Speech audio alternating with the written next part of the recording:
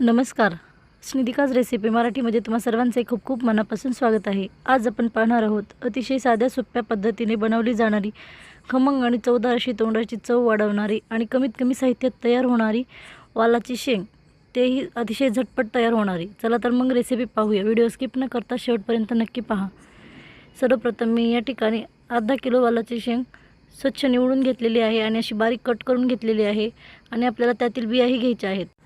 आता आपण शेंगा उकडून घेऊया. त्यासाठी मी या ठिकाणी एक पातेलं घेतलेलं आहे आणि त्यामध्ये 1 ग्लास पाणी टाकून घेतलेलं आहे. आपण त्यामध्ये स्वच्छ धुवून घेतलेल्या शेंगा टाकून घेऊया. ह्या शेंगा मी 2-3 पाण्याने स्वच्छ अशा धुवून घेतलेल्या आहेत. आता आपल्याला ह्या शेंगा पातेल्यामध्ये टाकून आणखीन थोडंसं पाणी त्यामध्ये टाकून आपल्याला उकडून घ्यायचे आहेत.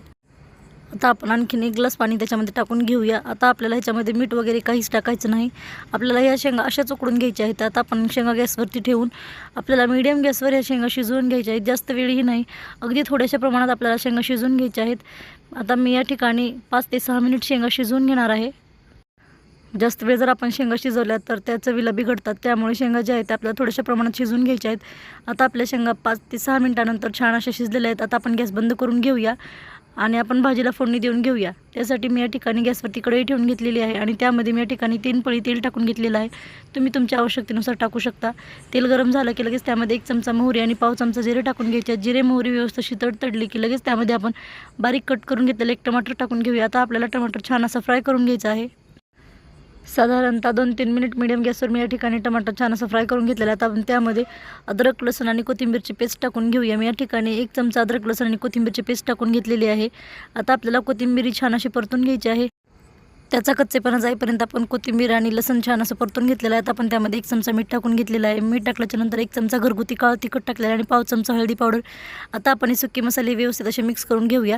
गॅसची फ्लेम जी आहे ती लो ठेवायची आहे, म्हणजे आपले मसाले जे आहेत ते करपणार नाहीत.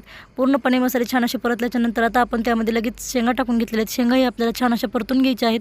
शेंगा टाकल्याच्यानंतर गॅसची फ्लेम जी आहे ती थोडीशी वाढवायची आहे आणि आपल्याला शेंगा पूर्णपणे मसाल्यामध्ये मिक्स करून घ्यायच्या आहेत. पूर्णपणे मिक्स झाल्याच्यानंतर मी या ठिकाणी भाजलेल्या शेंगदाण्याचं कूट टाकून घेतलेलं आहे 3 चमचे. कूट टाकल्याच्यानंतर आणखीन आपल्याला 2-3 मिनिट छान असं मिक्स करून घ्यायचं आहे.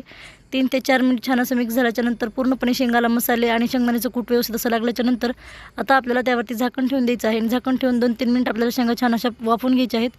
तुम्ही पाहू शकता या ठिकाणी अतिशय झटपट अगदी कमी साहित्यामध्ये आपली वालाची शेंग या ठिकाणी तयार झालेली आहे. ही शेंगाची भाजी सकाळच्या घाई गडबडीमध्ये अगदी झटपट तुम्ही बनवू शकता. त्यामुळे ही रेसिपी तुम्ही एक वेळेस नक्की ट्राय करून पहा. तुम्हालाही खूप आवडेल. ही रेसिपी तुम्हाला कशी वाटली कमेंट करून नक्की सांगा. व्हिडिओ आवडल्यास लाईक करा, शेअर करा, सबस्क्राईब करा. पूर्ण व्हिडिओ पाहिल्याबद्दल धन्यवाद. चला तर मग भेटूया अशाच एका छानशा रेसिपी.